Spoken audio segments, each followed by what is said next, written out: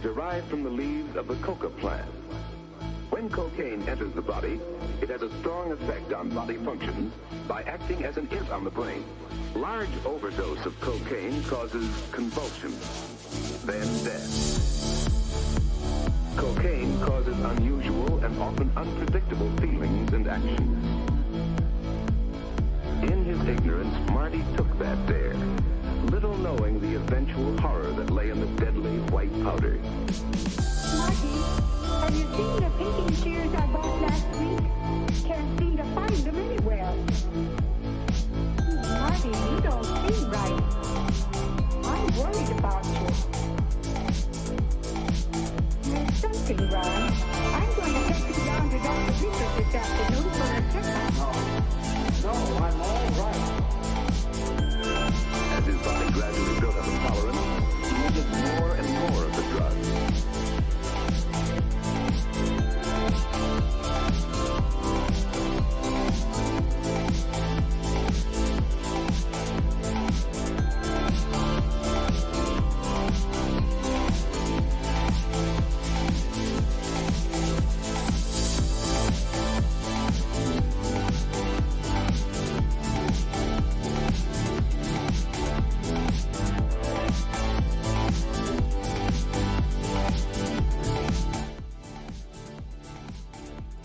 Okay, we're live. Oh, geez, that was loud.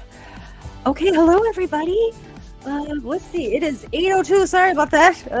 Sarah and I have not hung out all weekend, and so we had some conversations going and lost track of time. It's so easy to happen when you're in good company, right? Okay, so welcome. This is K.I.S.S Recovery 101. Keep it simple, stupid. This is a special edition, month to month. Now, I guarantee this will happen monthly. It's not going to be the same week of each month. It's just going to happen once a month. Yeah. And so it seems like it's close together, but this is like my favorite night. So if you're new listening, it's live for a reason, especially on this topic. I really want that outside perspective. You know, I have my own personal lived experiences, but I know there's so many other outlets and opinions and viewpoints, and I want your comments. Share that. That's why it's live, so please do participate. We got the hour. It might go a little over, but feel free. I'm here every Sunday, but feel free to tune out after the hour if it goes over. Oh, Martin says hello, Bridge. Martin here. Hey Martin. Facebook user says hi. What's nice about the Facebook group is it's private, and I do that for a reason, so people can remain anonymous, but we could still have that interaction, that talk. And anyone in the group, you know, I've had to let in.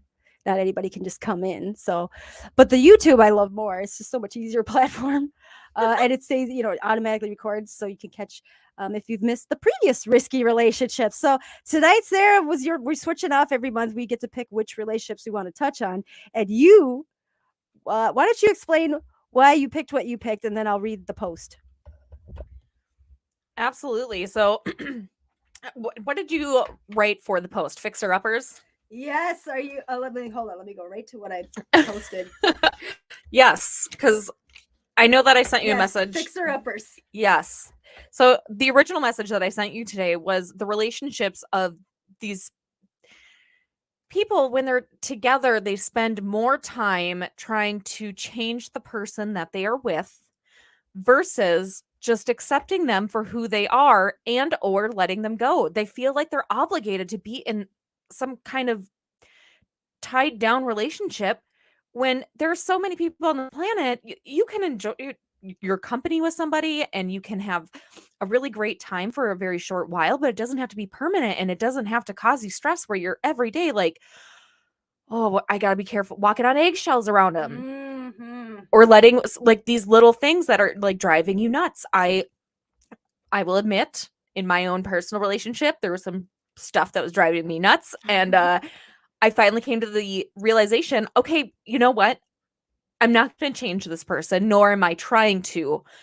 So either I can literally let myself go nuts every day over this, or I can just accept that this one thing is their thing, and that's on them. It's not mine. I can choose to ignore it and choose to, you know, focus on the things that we do enjoy together or what's going positively. So I don't know. It was just kind of one of those things that kind of popped out.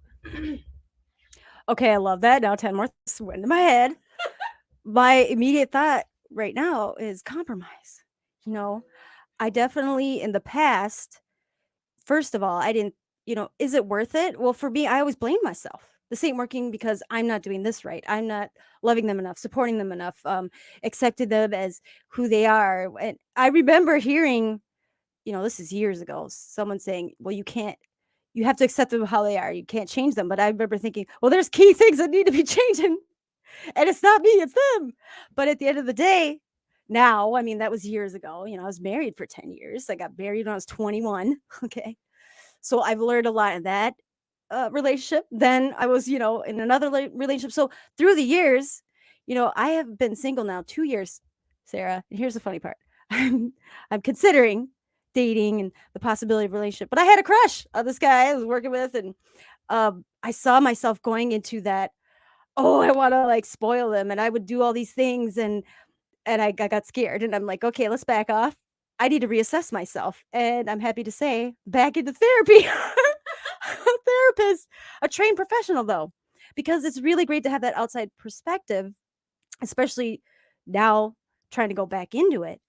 But before, it's key to find that right person. It doesn't have to be a therapist. I recommend a professional, but that outside perspective that I didn't feel defensive with, because one of the big words, and I've only had a few hours to research this topic, was I found myself justifying Yes.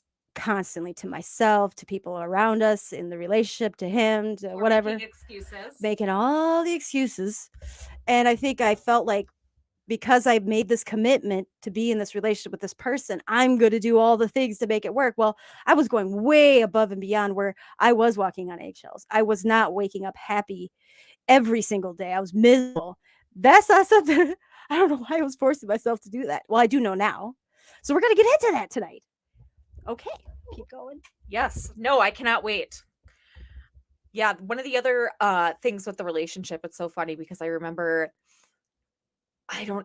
what you just said about you're in a relationship with somebody and you're always thinking, okay, well, if this were to get fixed, and it's always the other person, it's never you. It's always, oh, well, if they would just this, or if they would just do this, Or if I do this, then they'll do this. yeah, some kind of concept to change them, which is so ridiculous now as an outside perspective looking onto some of these relationships. It's amazing how many people that I see that are in a relationship and they are stuck, and they don't see that they're stuck, but from looking at them, you can see it when they're saying, well, we fight about this every night because they can't just do this or that. Well, why are you allowing that to happen? What can you do to let it go on your end? And or is this necessary to keep in your life? Why are you allowing this to keep repeating itself over and over and over again? Which is also something that's a common theme with addicts. Oh, just wait. It's juicy. Cause my last relationship was the first time I was in a relationship with a person in recovery. And so I thought, I'm on the other side, right? I know how to love and support this person the way I didn't get. Oh my gosh. I ended up just failing epically.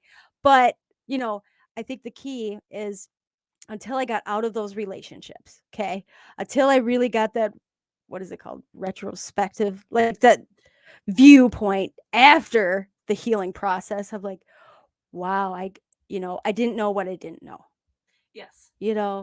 And we're going to there's going to be some great things to know tonight. I'm so excited. Matthew Hussey, shout out. He's this love coach. If you go on YouTube, he's fantastic.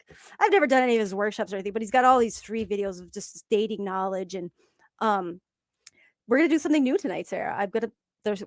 I'm not really into the social media. I'm into it, but I'm not very good on it. And so there's these things called shorts. Okay.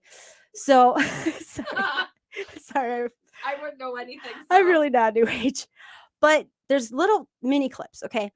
And it was really hard to I don't know how to download them or anything. Anyway, I'm going to share 3 really short shorts, but I only listened to them once and they hit me like a ton of bricks. And we're going to, on today, right now, live, I'm gonna share them with you, and we're just gonna give our first thoughts. Okay, sorry, I'm just gonna sidetrack for 1 second Yes. because as soon as you said that, all I could think of was that song, "Who wears short shorts?" What is that a commercial for? Detergent or something?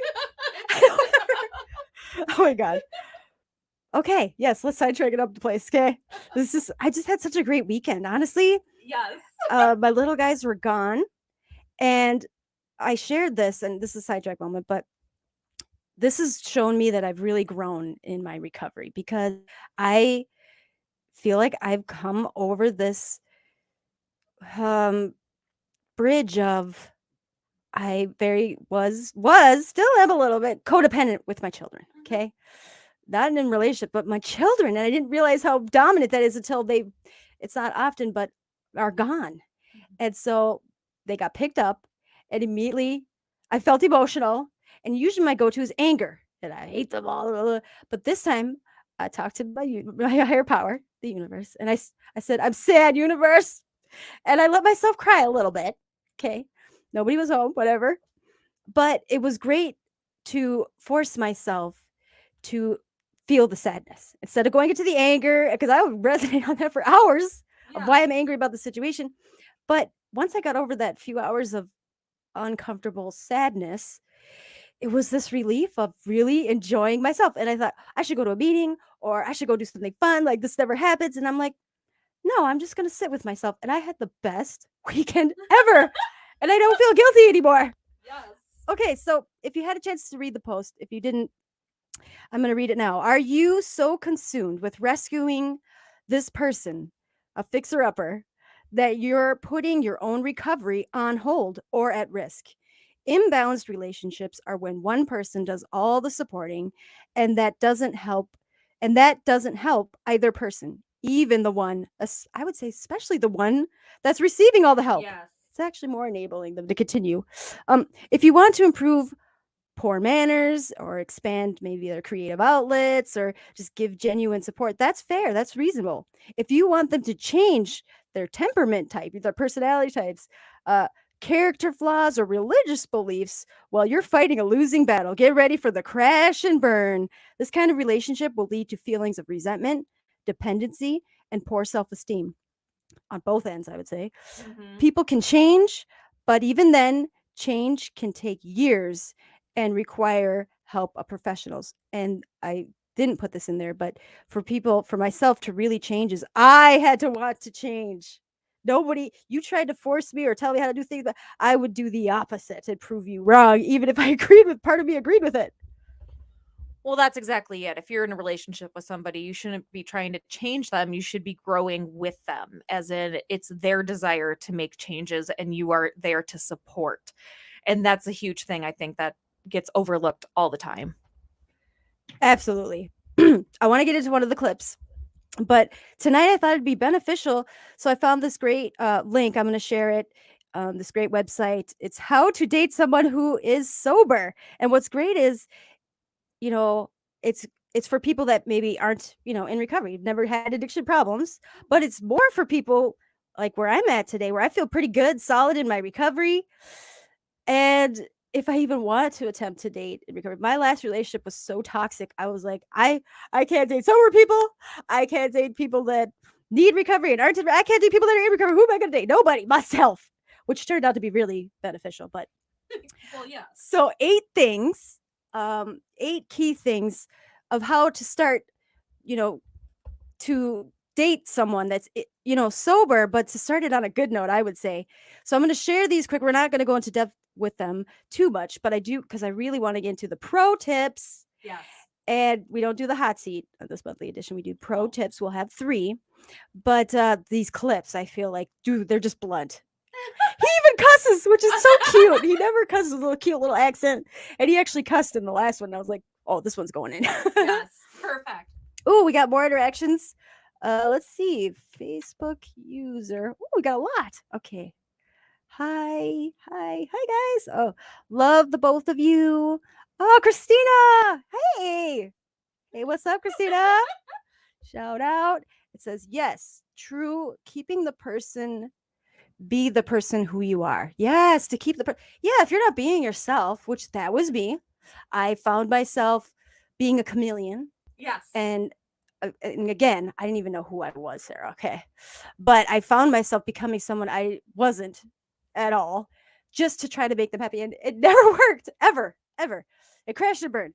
Martin says, amen to that, sister. Martin says, meet in the flipping middle. Yes. Self-awareness is Yes. important. Self-awareness is important. Yes. That's huge. Martin says, I needed this topic. Mahana. Yeah, Facebook 100%. Okay, they're having conversations back and forth. I love that. So do you remember? Okay, well, let's get into the clip. And then from that clip, I'll share the 8 things. And then I definitely want to hit these 3, like they're 10 or 20-second clips. So they'll go back and forth. And then we'll wrap it up with some fun memes. Fun. Okay, so Matthew Hussey, by the way, if you go on YouTube, fantastic. I mean, he's got these playlists, which seriously, I just love listening to podcasts. I love listening to whatever mood I'm in. His playlists, I listen to all day sometimes if I'm in that mood. I just want to get away from recovery and try to find love. I know, it's funny. You're one of those people that you send me so many things during the day that are so random. Yes, and they're always it's a podcast or a YouTube clip or whatever, and sometimes they're just 5-10 minute things where I like pop it open and watch it real quick, and then that next thing I know, it's like a 2-hour video, and I'm like, documentary. Yes, it is a full blown documentary. I'm like, who has time for this? Well, and I find that it's so much nicer. In this day and age, it's so nice having to be able to just put the earbuds in. Nobody else has to listen to it. Yes. But I can be half in that world and half in doing chores and the stuff that I don't like. Because before, I think that's where I'd get in my head and get nothing done. And okay, so here's the clip. I'm only going to play literally the intro. But if you want to find it on YouTube, you go to Matthew Hussey, Hussey. This video is called Why We Become, in quotes, Too Nice When We Like Someone. Ding, I thought of this right away. Somebody I just, had a freaking crush on. And in my head, I put him on a pedestal. Okay? Silliness. Okay, but it's taking back control. I'm only going to play a couple minutes. Here we go. Sometimes, by the way, there's barely any before. Sometimes you've decided that from the moment you see someone, you look at them across the room in a public setting. They're a stranger who just walked into the place where you are having your lunch on your work break. And it's not even a conscious thing. You don't think to yourself, I want this person. You just immediately feel drawn to this person. And there is the fear and the nerves that go with that. Because now if you ask yourself, why do I feel so nervous about talking to this person, about the idea of approaching this person, if I was even thinking of approaching this person? And it's because we've decided, all in the space of a second, we've decided they're incredibly attractive and that we really want them. Now, sometimes it takes longer. Sometimes we can know someone for a little bit. We can go on a couple of dates with them. And there's a moment where we tip over into, oh, I really like this person. Before, maybe I thought they were attractive. Maybe I thought there was something, they were cute. Maybe I thought they were even a little bit sexy or something, or maybe I just thought they were interesting. And that was enough to get me on a date with them.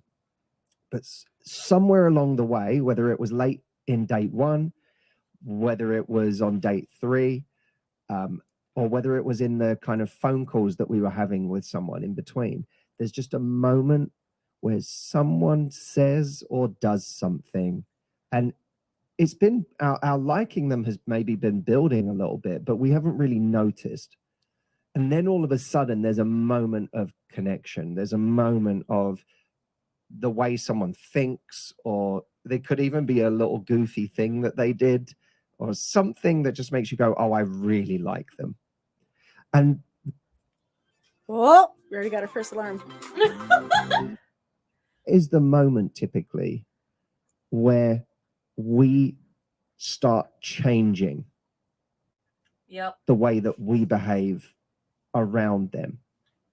And it's a subtle thing, because it's like they became instantly, they became between that before and after, on that line, they became significantly more important to us. Okay, I'm going to stop it right there. Yeah. Why that stuck out to me was with this person I worked with, okay? I didn't initially, I mean, I thought he was attractive. I think, I don't know. I get attracted to male and females for whatever reasons. That initial, but I never like internalized that. But day in and day out, getting to know his personality, seeing like he's so smart and he's so about helping people and he's funny and I started to feel this like connection. And again, it's totally on my side. There was no like we worked together, so I could never like Matthew Hussey talks about you gotta flirt, this, that. I just don't have that vibe when I'm at work. I'm always professional.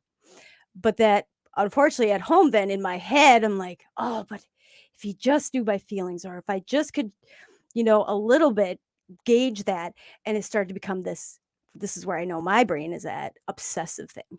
Not in a scary way. Luckily I have besties that talk about it, you know. And I know it's all on my end, I would say, because I would say, there was events that came up and I'd be like, I stopped working there and I thought, okay, now this is the opportunity. If there's a connection, there's a connection. And no reach out. I shot a couple texts, nothing back, really. And and then I made a point to go to this event. You were there. And I immediately, it's on my end, I know it, but I feel this like attraction. And it's not just a physical thing. That's definitely there. But it's like this, I feel connected to like his personality, his aura. But obviously that was not, and still in my mind, I'm obsessed with like, but we never really I never really initiated anything. So that's where I realized, okay, I need professional, I need someone to talk to about this because where my go-to was, I immediately, when I love someone, my kids, my friends, I make you dinner, I make food, I just want to take care of people. Like I just want people to be, I feel joy. I want everyone around me to feel joy. We're eating good food. I want you to eat good food. Oh, I can help you clean up. I'm gonna help you clean up, and vice versa. That's mutual. Well, in healthy relationships and friendships, right? Yes. But for me, in my past relationships, I couldn't draw that line. I would just keep going because I would feel like, okay, well, if they're not going to give it back, maybe I'll just love them more. I'll take care of them more. I'll do more of these things. And it got so toxic that I was drowning. Mhm. And I'm like, what am I not doing? And at the end of the day, it was because I thought if I loved them enough, if I took care of them enough, they would change. And here's the reality. It's because I didn't love and value myself enough to not need that from them. So I feel like where I'm at today, 2 years later, I love myself so much that wouldn't happen. However, this person that I have a crush on, I don't anymore, right? Okay, I'll just never see him again. Just be safe. But just seeing him in person again, all that rush of those thoughts and whatever came back, and I'm like, okay, so I have unhealed things that I need to work on for losing trust and being in unhealthy relationship. So I see you got some stuff written down, Sarah. Take over. Absolutely, Bridge. So no, it's so funny that I was, as we were listening to this, I'm sitting here thinking, okay, dude, get to the point where he's dragging on, and then when he got to all of a sudden we change ourselves. Yes. Boom! What a enlightening moment. Yes. I can't tell you how many people that just I out of the blue randomly started reading the 5 love languages. I believe it's the introduction. It's not even the first chapter where he kind of goes in describing what he does and talking to this person who's like, what happens to love after the marriages and whatever, and goes on to explaining about basically how they all have this honeymoon phase, which we all know about, and then it turns into, but then they were like, there's resentment and there's nitpicking and there's nagging. Well, sure. Because when you have that moment where you're like, I want this person, you are going to change and do what you think they want to see and hear to get them to have that same reaction. But eventually, you do just slowly go back to who you are. So if there's something that you really don't resonate with, it's going to come out. But yeah, I don't know. That all just kind of like was in my head. But that is so definitely just the honeymoon phase kind of complex or whatever you want to call it. Mm-hmm.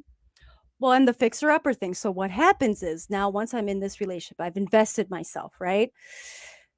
I'll start to see things that are flags that I'm like, this is like well, now let me tell you, Sarah, I got boundaries, okay?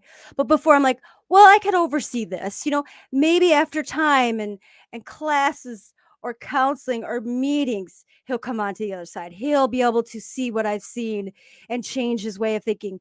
But there was definitely key points when I'm like, ooh, there's some deep-rooted mental health things going on here that's, you know, I could clearly, I mean, I was not capable. I thought, well, if I show by example, if we communicate about my experience that's similar, but I feel like that more put him on the guard, made him feel more attacked, or just it was all there was this term, putting all the eggs in one basket. I allowed him to enable all his support onto me, because I had this wealth of knowledge and I'm doing all these things and I'm living the recovery.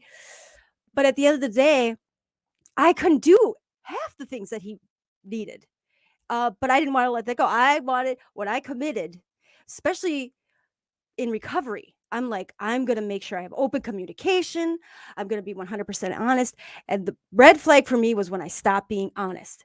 I didn't openly out and lie, but I stopped talking. I stopped communicating about the things that I knew would set him off, that I knew he would take personally, that I knew would be another freaking hour in the garage to have another adult talk about it. Like it was awful. Got so lost in myself. Okay, I'm sorry, but that's just a red flag in itself. If you are literally an adult and you are with another adult and they say, we need to have an adult conversation, bye. Bye. Yes. And like, okay. So let's get to, do we have any more? Oh gosh, let's see. Love you both, sending hugs. Do so right. LOL, LOL. We can always grow together, not change everything for each other. And I love you guys. Thank you for interacting. I think the key for me too is I found that in my last three, I've had three, like I would say long-term relationships. Okay. They got shorter and shorter. Come on. I found that one thing that's key is they'd vent. Okay. We all need to vent, right? We all need to talk about what's not working and have those people to share things with. I'm very private. I've just always been a private person. So I maybe have one or two key people. And at the end of the day, when it got so bad, I stopped even talking to those people. But luckily they noticed something in me and it said something to me. But my partners would talk to everybody about all their sides. Oh. And I became the villain, which I in retrospect now look at as why? When I meet anybody and they're talking a bunch of shit about anybody, I'm Red like, flag. red flag. Why are they defending themselves? I don't even know you. I don't even know. Yes. I don't know what's going on here, So I feel like, but at the end of the day, I was so done. When I'm done with a relationship, I'm done.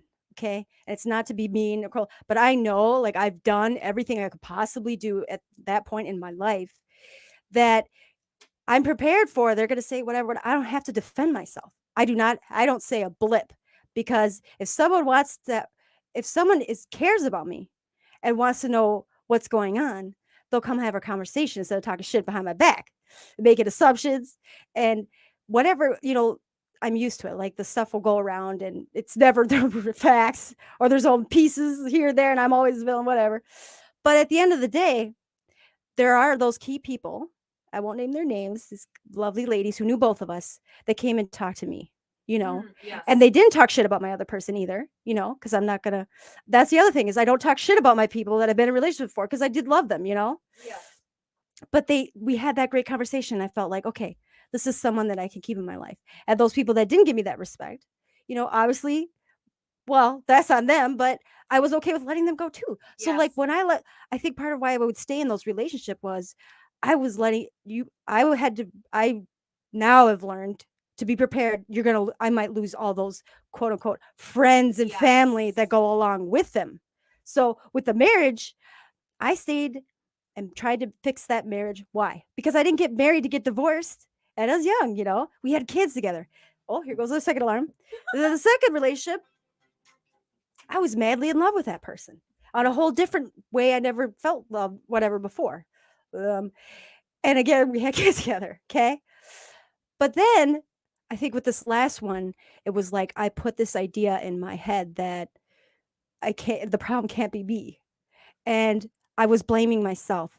And when I couldn't fix it, even with all the resources, I had this new recovery family. I was really doing the things and I couldn't help. It took me, it took when it became toxic for it was starting to bleed into the kids were noticing mom's changing. Mom's not being herself. Mom's were that worry on their face. Granted, there wasn't stuff they were seeing or whatever. Well, technically, they were seeing me lose myself again. That's when I'm like, it ain't worth it. And why am I even doing it? It ain't worth it. So that's key. I can't wait to get the pro tips. No, and that you nailed it with talking about the toxicity. When that starts into a relationship, it's not even, if you at some point realize to yourself, one, what am I doing?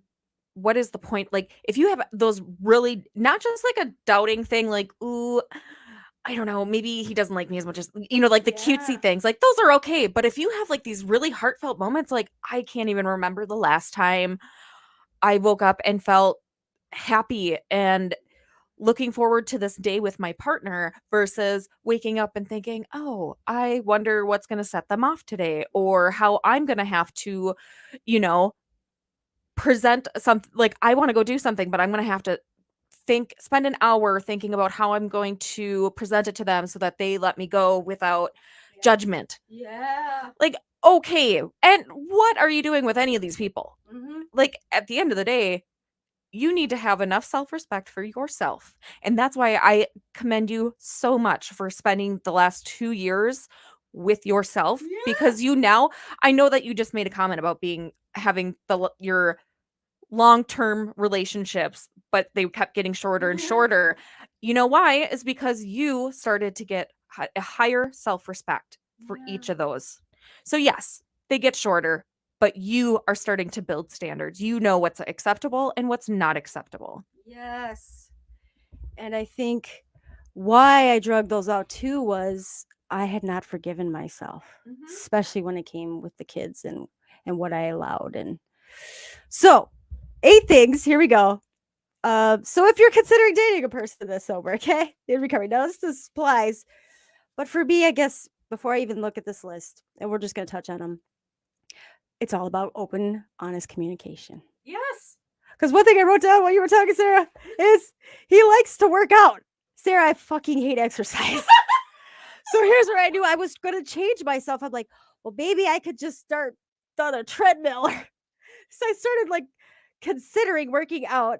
And I realized, no, I do not have to force myself to start working out because he enjoys it. Ugh. And what a typical addict behavior. Let me just manipulate your view of me. Let me just make it look like I love this thing so that you're attracted to me. Well, and it's like, it's a healthy thing, right? But I loathe it. I was going to say, but if I like shoveling and playing volleyball and riding my bike, but I can't stand going to a gym and working out. I just can't stand it. I've never liked it. I don't know. I've had gym memberships. I sat in the sauna, right? That was my jam. Well, yes, that's what I was like, okay, I might need to get back into therapy just to go over these things because my brain was going back into that mode. I'm already willing to change myself for this person. Okay. No. But out of sight, out of mind, let me tell you. Okay, so 8 things. And I did its website is singleandsober.com. Number 1, don't make a big deal out of it. I like that. Yes. Don't make a big deal about it. I feel like that's so hard to do, though. Yeah. Explain yourself. Again, as an addict, aren't we all in? So if you are digging somebody, you want to dive into that. That is hard to be like, oh, let's not make a big deal of it. No, that's going to be the forefront of your brain. Nailed it again. I was waiting by the phone, and I would tell myself, well, okay, I'm going to send this text. I'm going to invite him to smoothie. We're going to have a smoothie. And I was like, it won't be a big deal if he blows me off. I kind of had the feeling he was going to blow me off, by the way. And when that happened, I was like, oh, it's not a big deal. But of course, in my head, I'm like, why doesn't he like me? All I had to do, though, not to make a big deal about it, was immediately start talking to you. Yes. To, my other besties, just Mahana, too, just to vent about it. And boom, that's how I left it there. But otherwise, if I didn't have anybody talk about it, oh, yeah, I would internalize that 100%. Number 2, help out by planning ahead. Now, I don't want to go into it, but I could see there's probably some key things planning ahead. Actually, we might go into that one. I don't know. Later. Nah, Okay. But I could gauge that. Like, no future tripping. yeah. Well, definitely I would do my research. Like Matthew Hussey says, if you're planning, especially the virtual dating stuff, okay, the websites, eHarmony, all that. If the person won't get on the phone and have a phone conversation with you, don't go meet them in person. That's a whole different Yeah. topic, though, I think. But you can plan ahead by just having key things like, follow through before you even go attempt to take your time out. Plan ahead by having expectations. Yeah. No, certain standards I like. Standards, yes. Standards. That's the difference And from not me. letting them slide. Yes. Like, I love that you brought what you said nicely about me just a few minutes ago, because before I had no standards. So I was fixing and helping and whatever was not needed, where now I do have these standards. I've worked so hard to get to where I'm at. I've healed myself and I've done the work. All the trainings and therapy. So yeah, I have standards that someone I want to like initially even start something with. I want to know that they're in a good place already initially, or at least working on themselves. I'll be always a work in progress. I'm not ashamed of that. Number 3, be yourself. That's pretty straightforward. Number 4, allow them to tell you their story. Yes. I love that. And don't rush it, right?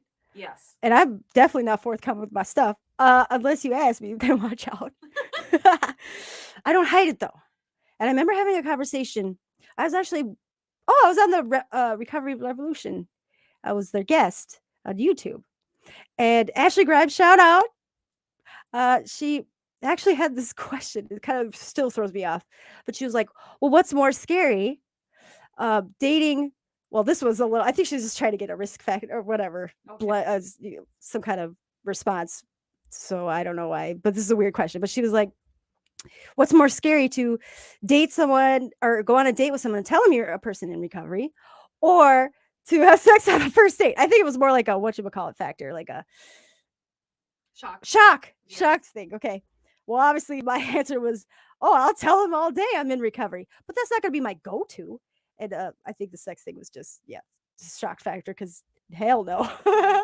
Well, sober, mind you. Yes. I won't talk about my past, but definitely I like that. Allow them to tell you that. Don't hit them with a bunch of questions. No, and I also would have to add, I think it's an ideal situation that you both can open up equally to each other without being rushed or forced, but also it's a big red flag if you catch them holding back, really, like, if it's real vague and there's no details and you just get that gut instinct that's telling you they're lying or they're holding something important back. I'm not saying they have to disclose, trauma events, that how they were beaten as children. Like, yeah, keep that to yourself. We get it. But if you're skipping out points like, oh yeah, I spent a year in jail last year. Yeah, that's a big red flag. Yes. Or talking about their ex. Yes. In a negative way. Constantly. Yikes. One thing that stuck out was also my story changes. Now, parts of my story are all out there, okay, recorded or whatever. But my story changes through time as I'm growing, as I'm healing, as I'm learning. Yes. So, and yes, I wouldn't just want to disclose my story, but I'm not going to hold anything back. I've also learned to hold stuff back unless they ask, Yes. But definitely, I'm not going to drill someone with a bunch of questions, and I don't want to be drilled with a bunch of questions. Like, what are you, like, keeping a checkbox list of whether this is going to work or not? Like, this should be established before you even go on a date. Let me tell you. Okay, my shit's out there. Look at it. Don't waste my time. Sorry. Okay, number 5, get to know the lingo. So I don't know what that means. The lingo. Maybe for us old people. Maybe. Oh my gosh. Yes. Talent on the radio show. He sent me, okay, I know like WTF, LOL. I know the basic ones. Yes. Even on my way, or whatever. He sent me one, and I was like, what is this? And he was like, how are you doing? I'm like, that's how you're doing? I don't know the acronym for that. That is so funny. I do that all the time. I was like, man, that ages me. He's only 10 years younger. Oh, I remember when they used to text the ROFL all the time, and I just, instead I would always read it Raffle. What? Same. I can't keep up. I don't keep up with that. So whatever. Okay, number 6, talk openly about alcohol use. Again, here's where the honesty piece comes into play right away. Okay, I remember before. Here's why I couldn't keep. Like, here's a big reason I couldn't keep my recovery is I'd go out with someone who wasn't in recovery. You know, they'd have a couple drinks. I'm like, I'm solid. I'm fine. It's all good. You can drink in front of me. No, Sarah. No, it wasn't. And Yes. I wasn't honest about that. And they were willing to, but I was already changing myself. Like, and here's what's key. In our home group, one new person said, because we're reading this wonderful book of boundaries, and right away she's like, but I'm not going to push my boundaries or those things on other people. It's my problem. It's my choice to, and that, so I'm not going to like make them not hang out with me or stop doing what they're doing. But this is why it's so important we get into this book. I had to bite my Yeah. tongue, but that is important because at the end of the day, for me anyway, of my own experience, is saying I'm fine with it. I'm fine with it. I'm fine with it. No, I knew I wasn't fine, and it got really bad really quickly. Oh, can I jump into one of the pro tips early? Yes. Okay. Hold on, let me find the dinger. Okay. Just Oh. but we are gonna have 3. Okay, volume. Here we go. Pro tip number 1. Pro tip number 1. All right, Bridge, thank you for leading us into this.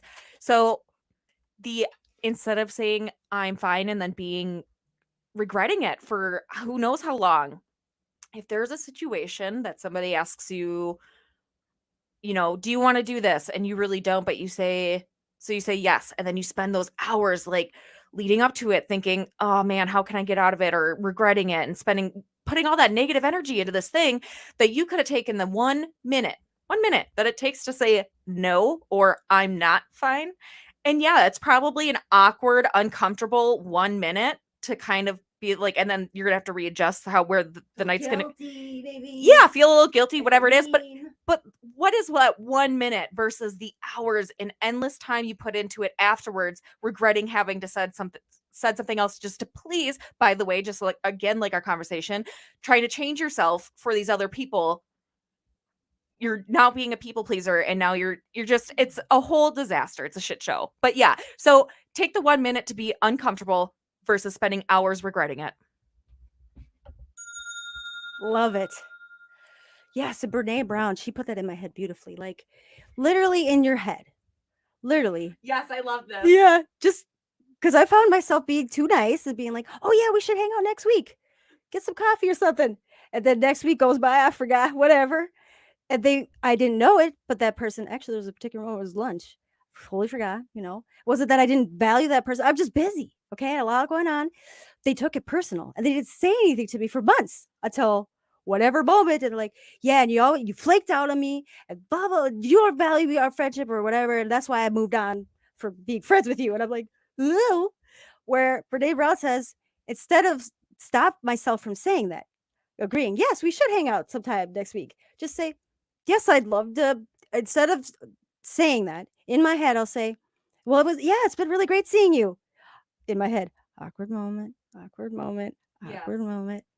Okay, I'll talk to you later. But don't commit. Don't even, because even those unconcrete commitments, you never know. I didn't know that went on in her head. Yes. With no solution, and she took it personal. Yeah. Love that. Okay, let's wrap up the 8 things, and then. Oh yeah, sorry. Oh no, it's great. I love that. Anytime. This is laid back. Okay. Number 6, talk openly about alcohol use. Number 7, be honest with yourself. That's crucial. And number 8, foster trust in your relationship. Huge. If you don't have trust, it ain't gonna work. It's not even a relationship. It's not a relationship. Mm-mm. And again, you could work on those things though with clear communication. And guess what?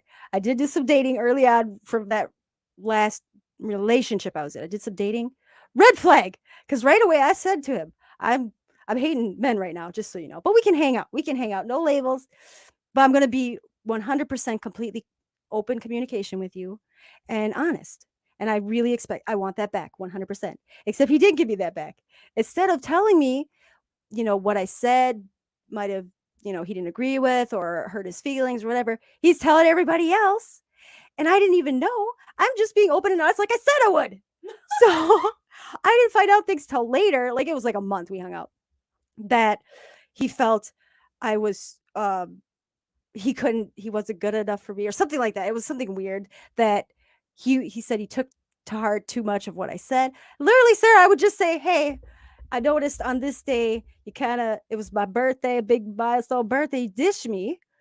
I just want that kind of hurt my feelings." And he was like, "Well, but that's because we were gonna hang out the weekend after." So I was like, "I know, but just I'm telling you in my head where it sits right now. I kind of frustrated with it because it hurt my feelings. It's my birthday, you know." And instead, he just left it there, you know. So I got my side out, but he didn't like come at me. And I don't want anyone to change or hold back those awkward, awful conversations. Mind you, I was in my place though. I was fine doing them, but you know, I felt bad for his little heart. But you know, it's key to have the conversations about it, you know, and be honest. And at the end of the day, if they can't accept it and be honest, it's not gonna work. It's not worth it. Bridge, I have to just interject here. This is so funny. I'm over here giggling. I can't stop. So there was a while back that you did try going on a date, and I know you were like, I don't understand why this is so awkward and it's not going very well. And I told you, you're probably very intimidating. And you were like, there's no way I'm intimidating. Right now, how you were describing this situation, if I was that dude, all I can think about is this bitch is so intimidating. She's like straightforward. She's got no problem just coming out saying what she needs to say. And I'm over, and then this dude's like, I'm really uncomfortable and I don't know, I'm too shy. You see, intimidation factor right there. Yes. And thank you. And see, this is why I'm so glad we have these conversations because I still don't see myself as an intimidating person. But thank you because yes, you helped me realize that because at first I was like mad at him and upset with him, and when you made me realize that point of view because he comes off. Here's the thing, he came off as this confident, smart, all about service, strong person. He's got this personality. But now I realize that was more of a shell, where I've been the opposite. Okay. I used to come off as this shy, whatever person, and inside I had strength. You didn't want to be that strength. Okay. So I found this great balance. So I don't know how to recognize that in other people when they're coming off as where I'm at. You know, I didn't realize that I might have been intimidating. So now I sit back, I'm like, oh, I'm so sorry. But you know, we're not talking at all. Trust me, it's got really weird really quickly. Months we're talking about. Anyway, okay, sorry. Facebook users, the alarm did go off. We're getting close. Let's see. I have several guys listening to both of you. Oh, great. Guys, please interact. We're not trying to talk shit. I'm just trying to get that perspective. I'm just trying to talk from where I know and stand. And like I said, these pro tips are coming from professionals. Okay. Like I'm giving you the resources, the pro tips, but I can only speak on my own experience. Right? Well, yeah, and we're literally reading from a list from the internet, which is we just went to a meeting earlier this week too, and I love it. Well, if you read it from whatever, it has to be true. Shout out to Luke. That was hilarious. The flyer was like world's greatest chili. And he says, well, if it says it on the flyer, it must be accurate. Love that. Okay, let's get to these crook clips. Like literally, they're hit home. We won't talk too much about them. The alarm will go off and we'll do the beeps and wrap it up. You ready? Actually, I don't mind going over those. Like I said, these are my favorite. Okay, Matthew Hussey, shout out. And then I have my pro tips, which are pretty fast and correlate. Here we go. Clip number 1. If you're asking yourself this, then it's probably a no. Oh, tap to mute. Tap to mute. Over and over. Is this worth it? Is this guy worth it? Usually it's no. When someone is crazy into someone and having the best time and it feels great, they're not saying, should I be here? They're not asking, is this worth it? They're having a great time. When someone says, is this worth it? Usually it's them continuing to try and justify whatever behavior is happening in the relationship that they're trying to ignore because they're afraid of going out there and being on their own again. Oh, yeah. Y'all hear that? That's good. Woo! Nailed it. There we go. Justifying. That clip by itself literally just summed up the whole hour it took us to describe it. Oh my God, that's so true. Okay, well, he's going to sum up this next one. Here we go. Never assume this about someone that you're dating. Ready? Yep. I don't even remember it, so here we go again. Assume that the person you're with, no matter how much they love and care about you, cares about your time as much as you do. Wow. Yeah. Because I promise you, even people that care about you will inadvertently waste a decade of your life if you let them. Oh, jeez. And they will still care about you, and they'll still say they love you, and they'll still feel guilty about it afterwards, but it won't stop them doing it. Because people do what's comfortable for them, not what's right for you. Right. Never assume that. That one I'm still processing. Yeah. That one hurts my heart a little bit because that was me. When I think a lot of me letting go was I couldn't let go of the fact that they couldn't see the wrongs, how bad things went. And it was all my fault. And in those earlier relationships, I needed them. I was looking for that validation from them. Like, I was messed up. I shouldn't have did this. I shouldn't have did that. And until I let go of that, was the moment that I could realize, and like I said, I'm still processing this, but that realization, they were just looking out for them. And because like I said, just how I grew up, I've never looked out for me in that sense. When I commit to someone, I'm all for you, and I want to make sure you're never hurting, and I will bury myself to lift you up. That then I'll say. Yes, and that actually hurts my heart too, because looking back, I have a few things that I can definitely relate to on this. Specifically, I think the hardest part of that is what he didn't say is this: you think that they love you and they care about you, so you have it in your head and they tell you that. But really, I think what it boils down to is they're the most selfish person on the face of the planet. And at the end of the day, after wasting all of that time of yours, they will guilt you, make you feel bad for it not working out or whatever the case is, because they say they loved you, but really they didn't. Mm-hmm. Yes, and you see that many times, and it's male or female. Yeah. Which one runs into another relationship, and which one usually, or sometimes they're both tied, like especially recovery, it could be both run into new relationships to kind of distract themselves from the real what happens, Yes. right? We already had a monthly edition on that. But me, I'm not the person. I invested myself. I need time to back up and be sad and angry and process. The last thing I want is to commit into another relationship. So a lot of times I'll see people, because it's all on social media these days, which one's already dating and posting pictures, and which one's, kind of just doing their thing. Yeah. So you could kind of, for me, just from my own experience, I could gauge what happened, the realness that happened in that relationship without even hearing anything. Okay, last one. I'm scared for this next one. Oh, this is one where you cuss. That's what I remember. Okay, here we go. Last one. Oh, kindness is undervalued. Again, this one I remember. I'm still processing. Here we go. Unmute. That too often we value how spicy you are, how exciting you are, how attractive you are, how accomplished you are. And none of us are going, how kind is my partner? Because an unkind person is fine as long as everything's going right. But when something's going wrong, or when they feel jealous, or when they feel insecure, or when they feel threatened, or they don't feel like the most important thing that day, or whatever, they will fuck you up. Yeah. And you have to be so aware of that. And I think the toxic people, when we talk about real toxicity, it's someone who really consciously or unconsciously is always putting what their desires, their needs, their insecurities ahead of what is good for the relationship itself. So good.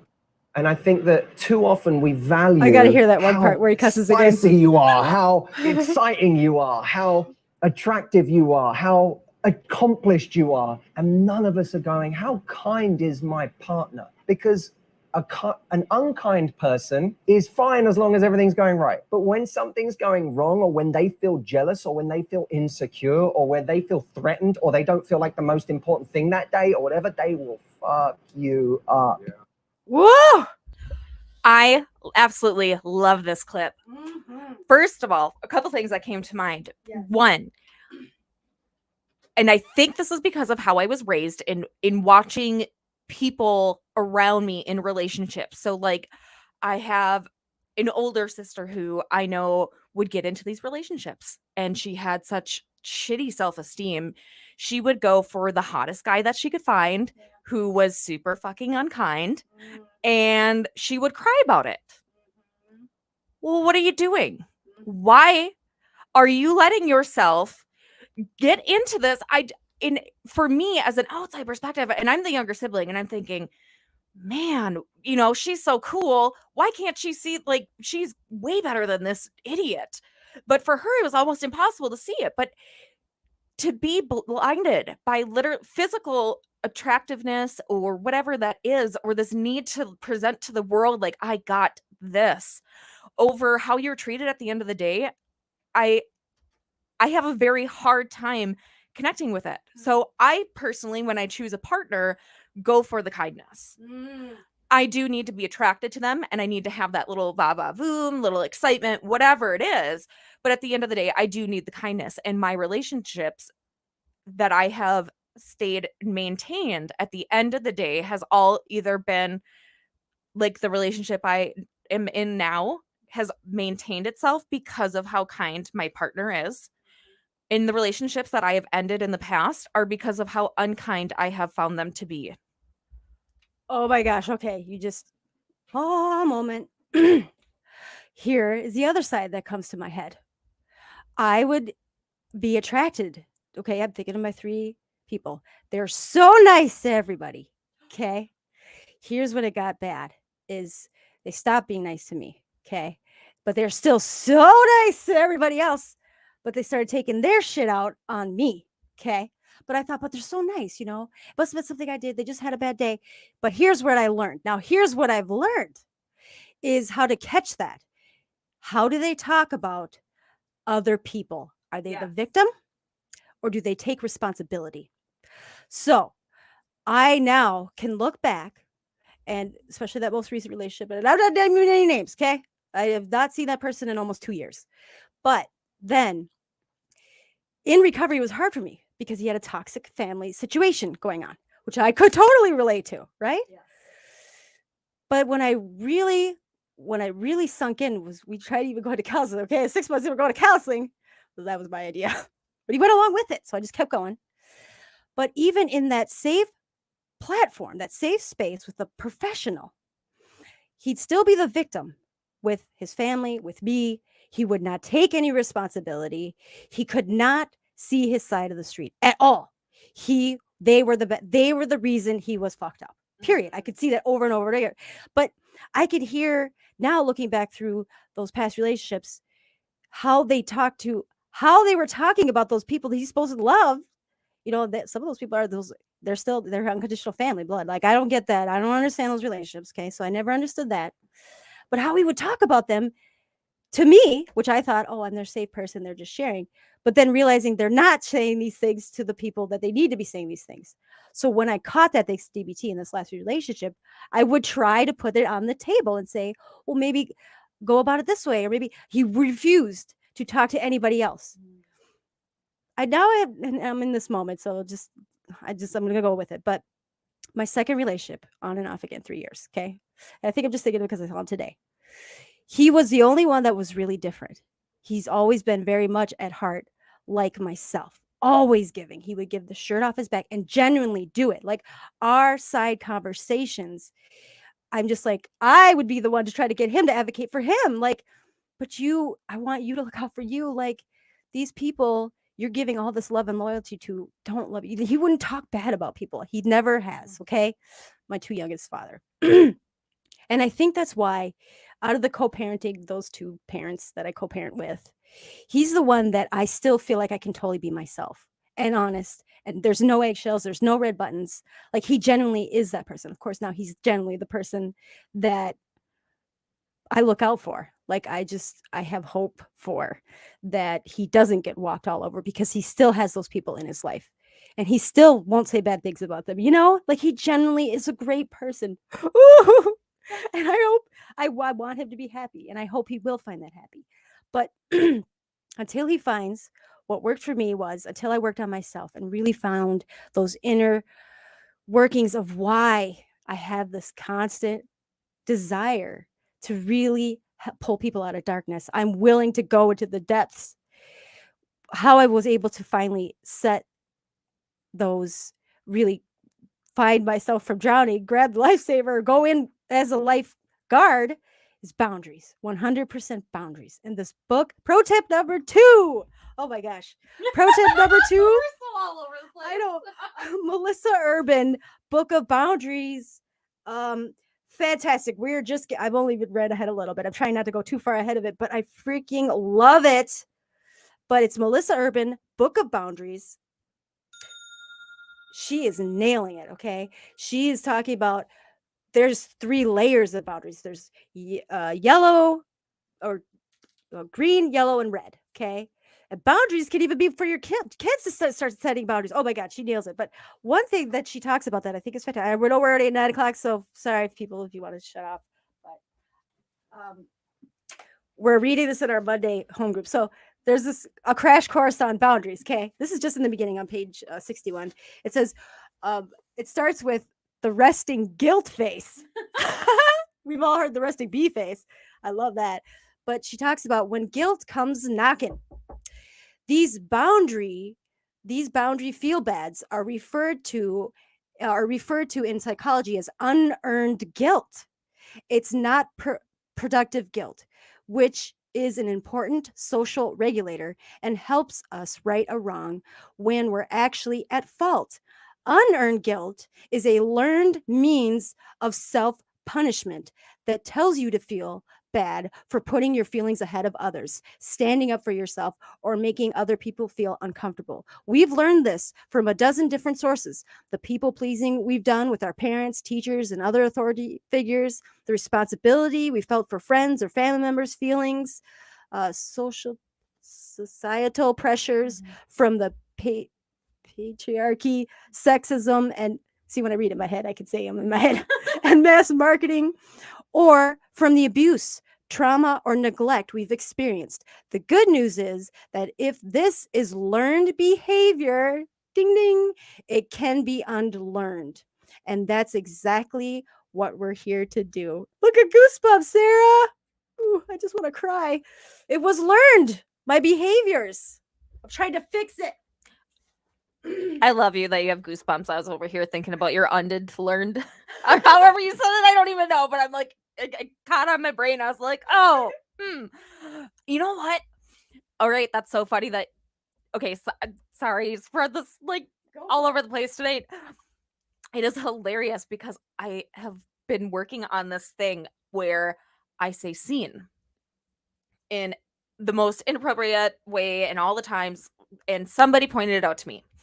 So over the last 5 years, I've been working on using "saw." Like, oh, I saw that, and said, "Yeah, I seen it." Oh. Because I never had that grammatical correction as a youth. I am proud to say now at 32, 33, whatever I am, I now can catch myself ahead of time. I unlearned "seen." I can now say, oh, yes, I saw that. Nice.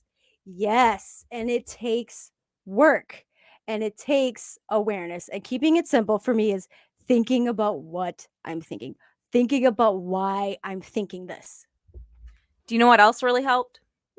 Being aware of it, that the person who pointed it out, I made it a point to ask them to point it out to me when they heard it, because I didn't hear it. I didn't even know. But they would point it out so much that, again, over the years, it started to finally click and I was able to unlearn it. And that's the me with I'm sorry's, because I was always, I'm sorry. Like they would trip on me and I'd be like, oh, sorry, I was in your way. But me to get myself to get out of that is, at first it did not feel comfortable, but I'd say, I'm sorry, I'm not sorry. Yes. Okay, so I practiced with like my sister or friends and family that knew what I was doing, before I eventually got to that point where outside of it, I'd be like, oh, I'm sorry, I'm not sorry, and then it started to really resonate. And I'll catch myself still doing it, especially with strangers, especially with people that I'm just meeting and whatever. But now there's this big great meme, and I've never actually, a coworker had pointed it out. Instead of even saying I'm sorry, don't even start the conversation. Say you were late. Instead of saying I'm sorry, start with, thank you for waiting for me. thank you for being so, thank you for waiting out here for me. Don't even go to the I'm sorries. Don't even be apologetic, reasonably. But that's where, like, I take time. Sometimes it's very awkward, but I'm like, wait. I'm not going to apologize. Okay. I'm going to start with, thank you. Change it to thank you. Now, sometimes I can't twist it to a thank you. Just, I need to apologize. But there's many opportunities I want to say I'm sorry, especially through emails, through work stuff, whatever, that I flip and say, I don't need to apologize. I'm a human being. I made some, but thank you so much for your patience or understanding or, life how life serves. Okay. Last pro tip. Go ahead. Oh, I'm just going to randomly keep going. So I think it's funny because you're talking about the not apologizing for being late. I remember when I was working for the city and this kid walked in, I think it was maybe 2 minutes, 3 minutes late. And he walked into our morning meeting and the big head honcho was my personal boss. And he looked at the kid and the kid started off with I'm sorry, I'm late, blah, blah, crap. And without skipping a beat, he literally told the kid, save it for tomorrow when you can come back and be on time. Sheesh. And see, that's the thing is I don't even make excuses. Like, I mean, not excuses, like they're valid reasons. But I think, especially if I'm late, I hate that. That's one of the things I still work on. Yes. In the car ride, knowing I'm going to be late, whatever, even if it's 2 minutes, my inner mean girl starts beating me up. That's how I catch myself. Yes. And by the end of my conversation with my inner mean girl and my inner child, I really, literally would, by the time I get in the parking lot at work, I'm like, okay, I'm going to acknowledge that, my punctuality's off. If they ask for a reason, I'll give them a reason. But I'm going to say thank you for waiting for me, whatever, we might have had a team meeting or whatever. But I'm not going to walk in, cry, and make it, that's more annoying than anyway. Most people haven't had coffee yet, cup two. So, okay, last pro tip. There's a quiz. Oop. Okay, now I took the quiz. It literally took me 2 minutes because I'm not in a relationship. But I did try to answer. I tried to answer this quiz. So take this quiz. It's called, and I did post the link. It's like sex and relationships. Let me pull it up so I'm not giving out bad information. I sent it to you, Sarah. Do you see what the website is? Oh, it's from eHarmony. Yeah, I think it is. Wait, dating advice. Send my text or my Text message. Nope, not in here. There's a quiz. Oh, just kidding. Oh, see, yeah, I sent it to you like just before the show. Yeah, I knew you get enough time, but it literally took me 2 minutes. So it's a great quiz to really analyze, are you in a toxic relationship? Okay. And the questions were pretty straightforward. And here's what so I tried to place myself in after the love mushy stage, before that's when I knew it was toxic. Okay. Right in that middle there, I tried to answer the questions where my head was at. Okay. What's beautiful is I didn't have like a high score, okay? After you'll see what your results are, okay? But answering those questions brought me to awareness and feelings. I was in tune with my feelings of icky and sad and more just disappointed in myself because I knew the specific questions. I'm like, I wanted to lie. I knew how I should answer. But I do. And then here's my brain. Okay. And I don't like the labeling it an addict's brain because that's not true. Like I think each and person's thinkings totally can be different. But my brain went into justifying and loopholing. Okay. Loopholes is what I say is justifying, really. Yes. Well, how do they specifically mean this word or phrase?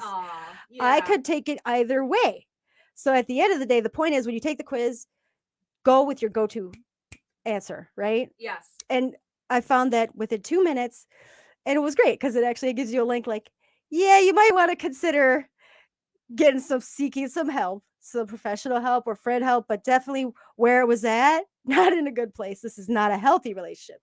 It didn't call me out and say it was toxic, but like I said, even just answering the questions brought inner self-awareness that I already knew in the back of my mind, but I was in denial.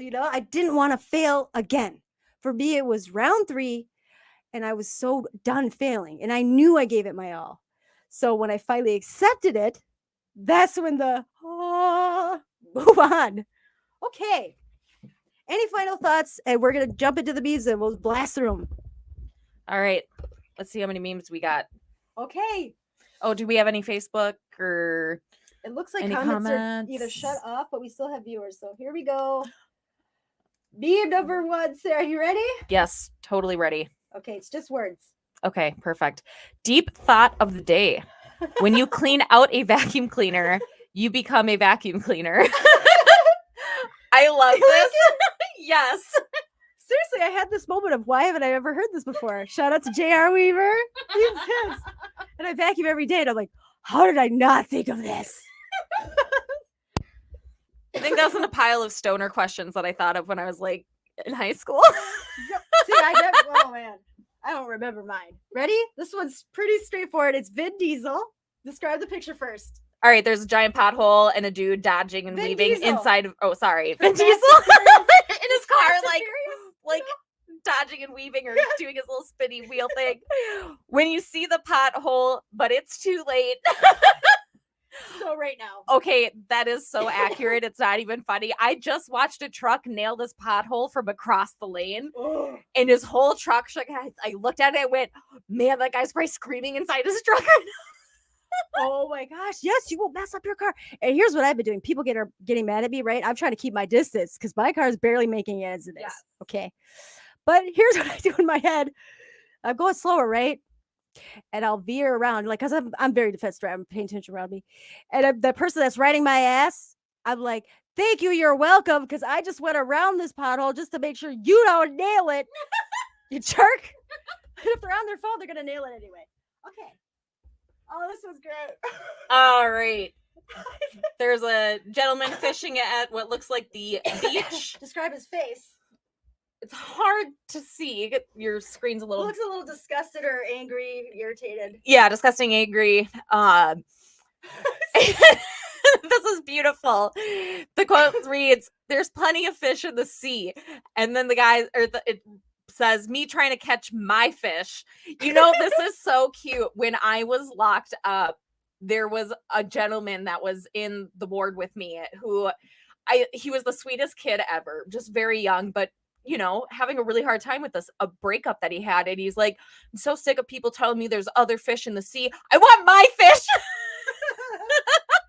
Oh my God. Yes, I hate that saying, but it's true. But the reality is just that I'm not saying that all the fishes are great, Yeah. but it's especially hard when you have your eyes set on whatever, the northern or the walleye. The rainbow fish. Yeah, you see that fish you want. Every other fish is like, ugh, God. Crappie. Okay. Crappie. Yeah. Some people are hurting so bad, you have to do more than preach a message to them. You have to be a message to them. You know, this is beautiful. I've been reading a lot of quotes lately about not picking the fruit as soon as the seed has been planted. Those kinds of quotes. So I definitely believe in this, that, you know, it's not, and I'm very, you know me, I am a very action-oriented person. Yes. Actions speak much louder than words for me. And I definitely believe that if I want somebody to get something, I'm going to show them, not just tell them about it. Okay, and this makes me think of myself. Okay, I'm proud that I've spent this time being single. I've never been this single intentionally for a very long time. Okay, ever this long. And I'm loving it, by the way. I don't know. It makes me nervous but I'm so happy. But when I was in that previous relationship, it was really hard because I was leading a meeting. I was facilitating a meeting. And here I am saying, love yourself, have respect for yourself, do these, I'm showing up at my friend's. She had a bad boyfriend. He took all her stuff and I'm getting her stuff, take care of her. Meanwhile, I'm sitting over here in a toxic fucking relationship. I felt like a hypocrite. Like here I think that's why I went in unsafe situations also to come like rescue her and help that situation. Why? Distraction for my own relationship. I probably need some damn rescuing from. But guess what? I remember that moment, again, side tangent, where there was I went to an NA meeting, okay? 2 fabulous guys. I'd only been coming there a couple weeks. Barely knew them. Shout out, Mad John. They gave me the strength to really put that boundary and actually take action on it. I'm not a cop caller, Sarah. Like in my day, you don't call the cops unless someone's about to die or pretty much dead. Okay. So that is not my go-to. Okay. I should have been calling the cops. Okay. Right. So when I finally did call the cops, guess what? The cops gonna do nothing. Okay. There's all these squatters, whatever. So I was venting about it at an NA meeting. Not naming names again, but these two gentlemen who barely even knew me after the meeting were like, you know what? If that situation happens again, and it was unsafe, like very unsafe. Okay. This is breaking and entering and breaking stuff and threatening. He's like, cops can't do that. You call me first. Both of them. You call me first. And it was so heartfelt and so touching. And I remember going home that night and sitting at my table and I thought, okay, I cannot put these gentlemen's lives in danger. I'm willing to put my own life in danger. So I sent the kids off for the weekend, okay, to keep them safe. And I'm like, I'm not going to let them risk their lives, even though that was so touching that they were willing to do that, that I stood my ground. And it was scary and stuff happened. But thanks to them just being there for me for no reason, they didn't even be there for me. Like that gave me the strength to show up and do the things that I'm not used to doing for my own sanity. If that makes sense. Sorry. Yes. Total No, tangent. it definitely does. All right, next meme. All right, this is sorry, Star Trek. Okay. I hate daylight savings time so much. Guy next to him holding his hand over his mouth, trying not to say anything. I actually lost sleep over it. And the annoyed face. Yep. Dad joke. Definitely a dad joke. All right, we got Fabio and Hot steamy. romance novel cover here. Yeah. Talk dirty to me. She says, Yes. Wait a minute. The girl says, no, talk dirty to me. I know, but then I started going off. He says, he says. Yeah. Okay. All right. Anyway, sorry. So after the lady says, talk dirty to me, he replies, I'm healing my mind and body so I can show up for you with integrity, clarity, protection, and love. Yeah. Isn't that great? That is not what you expect from a No. lusty, shirt off guy. Usually he's go Ravager, right? That was my jam. I love those like soft porn novels. Yes. Oh my gosh. But at the end of the day, that's really what you want them to say. Yes. Maybe not in the heat of the moment. No. But that's what you want their heart to be at, their head to be at. Yes. All right. 4 more. Here we go. Oh, just words. Unfortunately, a lot of y'all met me when I lacked boundaries and was a people pleaser. Let me reintroduce myself. I burn bridges as needed. This is so beautiful. Did I ever tell you what happened when I relapsed and did burn several bridges? Mm-mm. I was wearing a tank top that literally said, "May the bridges I burn light the way." I love that. I wanted this hoodie so bad. It was from the Indigenous. It was like this really awesome group of artists, and it said like "Burn sage, not bridges." You know, my name's Bridge too. So it's like I wanted that so bad. I just so broke. But you know what? That is where it's at, and it's so wonderful to see those people that matter and are gonna show up. We'll come back and we'll have that conversation. Those people that aren't invested at all, and before me, I just want to fix everything. I didn't want anybody to be mad at me. I wanted everyone to be okay. And I'm like, fuck it. You go do you then, boo. Because I'm going to do me. And those people that have to be in my life, kind of, so whatever, it's hard for them to still, I now notice they're kind of coming up. They're respecting that boundary more and more.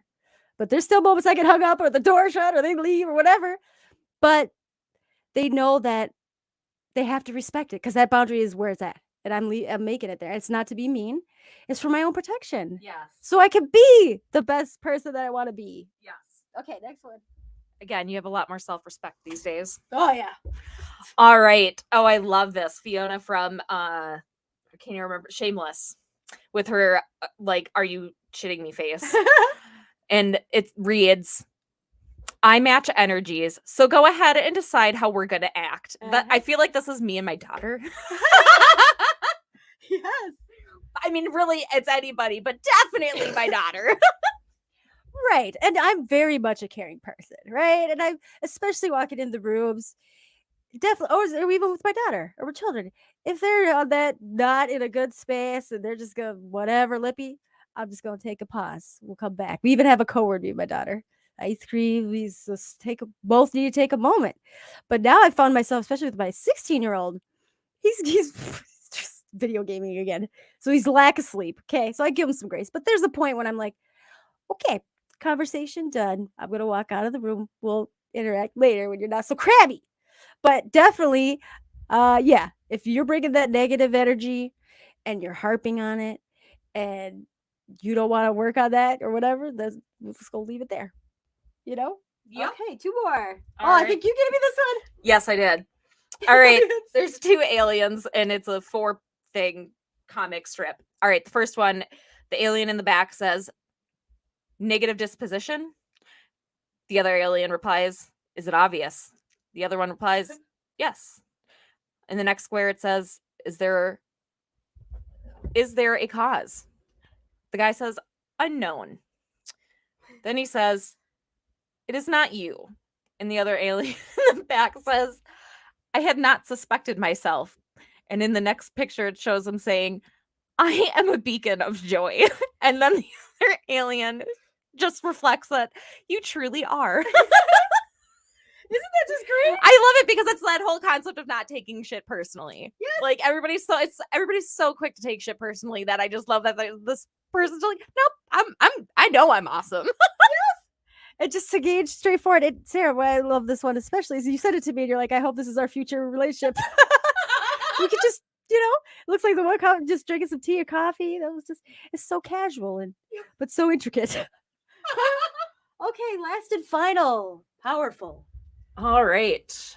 Okay, so it's a dark picture with somebody's head opened up and all these cosmic colors swirling, and it reads, we do not see things as they are. We see them as we are. And that is very true. And I've been spending a lot of time. From the Spiritual League. That's from the Spiritual League? Yeah. Okay. It's one of those really awesome groups. Is it like a Facebook group? Yep. Okay. I'm gonna have to check it out. It's funny that you would post something like this because I've definitely been putting a lot of effort into processing how our perceptions are what make, basically along the lines of like suffering and living life and life's meaning and purpose and all these other things that go down this whole giant rabbit hole. It all boils down to your perception of it. Mm-hmm.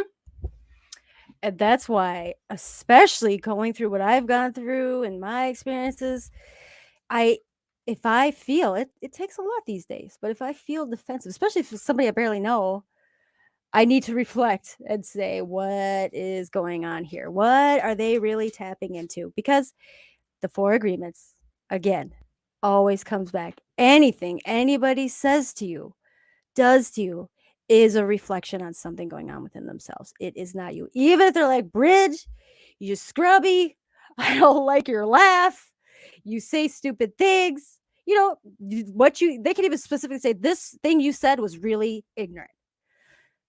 At the end of the day, I'm like, especially if it's somebody I barely know. Now, if it is somebody like you say that to me, I would reflect on it deeper. But I know there's something within them that they believe about themselves. There's something enrooted that they think they're ignorant, that they say that somebody, it's a reflection on them. Yes. But I have to remind myself of that perspective. And I recently, I'll make this really quick, but I remember that person that said, Bridge, I'm not you. You have these expectations of me to want to do these things and, service and give back and always try to see the best side of people. And I don't think like that. And you need to stop holding me up to these standards. I'm like, oh my gosh, she's right. And that was like, I don't know, a few years, 4 years ago.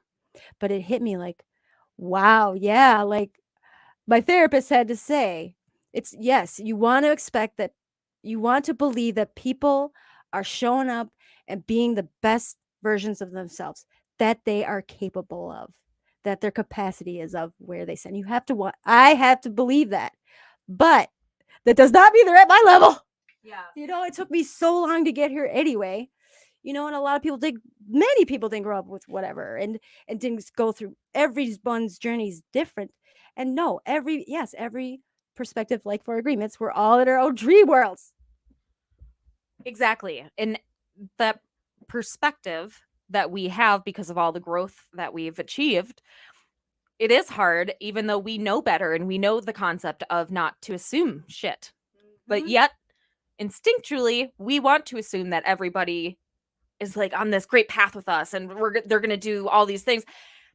But it is at the end of the, I think that's the one thing that I appreciate about you the most as a fellow human, not just my friend, is the fact that you take the time to reflect on things and go, "Oh wait, you know what? I'm assuming something I shouldn't." This, and you will give grace where it is due. And you also give yourself that grace when you can check yourself. Mm-hmm. Thank you. And back at you. I think it's so fun and more important and just allows me to learn more. I really enjoy getting other people's perspective. Even if I don't Yes. agree, especially if I don't agree with initially. But especially if I'm hearing things that was me 5 years ago, that was me 10 years ago, that was me 20 years ago, I want to really dig into that. So for me, listening and asking questions Yeah. is so important. Not only for that person, but for me. I learned a lot. Be curious, not furious. And that's also a good way to wrap up this session Let's do because it. I think that's how every relationship should be. And don't be getting mad at your partner, trying to change them. Just be curious. Yes, vent that shit out to your therapist or your besties. Keep it to yourself. Okay. Thanks, everybody. I know that was a lot, but I'm going to edit with some music. I hope you all have a great week, and I'll check in with you next week. Thanks for having me Sarah. on. Bye. Bye. Oh, it helps if I play the right music. Returning home.